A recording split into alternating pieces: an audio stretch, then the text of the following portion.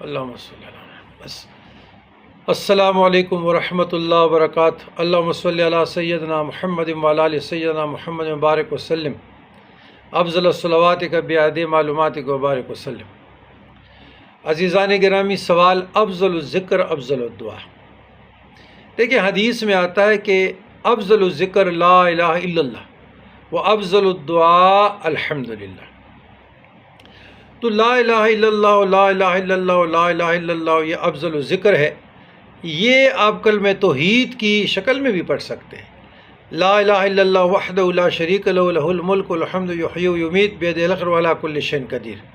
کم از کم 100 مرتبہ تو پڑھنا چاہیے۔